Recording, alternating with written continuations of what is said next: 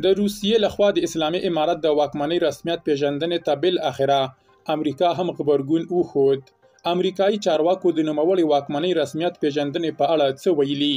بلخوا د افغانستان د کورنیو چارو پخواني وزیر هم یادې رسمیت پیژندنې ته شدید غبرګون ښودلی. بشپړ جزئیات په ویډیو کې تر پایه وګورئ. پاتمنو لیدونکو ستړي مه شئ.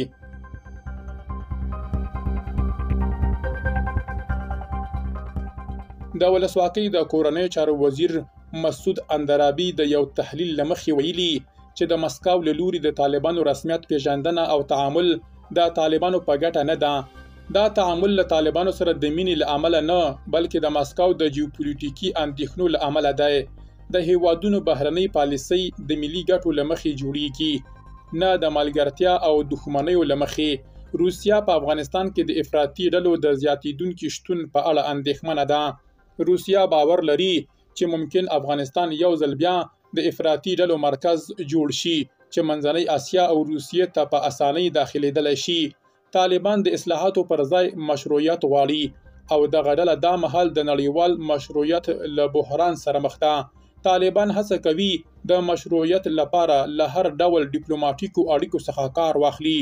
که د وطن په ګټه وي یا په زیان، دا طالبانو ته توپیر نه کوي چې ولې یو هیواد دوی پیژني. دوی ته یوازې دا مهم دی ترڅو نړۍ ته وښیي چې دوی سم او مشروع دي.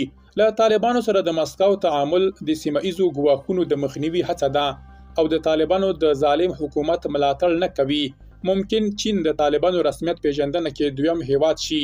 د طالبانو پر وړاندې د چین پالیسي خورا محتاط او امنیتي ده. بیجینګ د ختیځ ترکستان اسلامي غورځنګ د احتمالي فعالیتونو په اړه اندېښمن دی.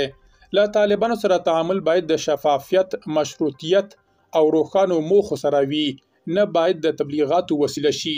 د مسکو او طالبانو تعامل د سیمه ایزو امنیتي ګواښونو د کنټرول لپاره طرح شوی دی.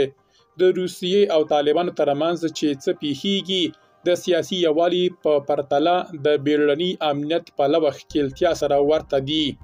نړیواله ټولنه باید پوه شي چې دا ډول ښکیلتیاوې د طالبانو د مشروعیت پر ځای د سیمه ایزو امنیتي ګواښونو د کنټرول لپاره ډیزاین شوي دي. د جوړ افغانستان لپاره یو بشپړ او قانون لرونکي حکومت ته اړتیا ده چې بشري حقونو ته ژمن او مشروعیت د رایو او خلکو ته د حساب ورکولو له لارې ترسره شي، نه د ظلم، زور او فشار له لارې.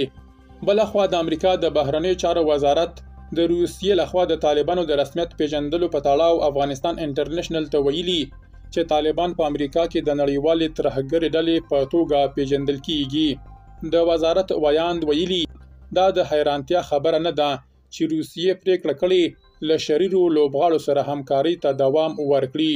د امریکا د بهرنیو چارو وزارت ټینګار وکړ چې طالبان په امریکا کې د یوې نړیوالې ترهګرې ډلې په توګه پیژندل کیږي.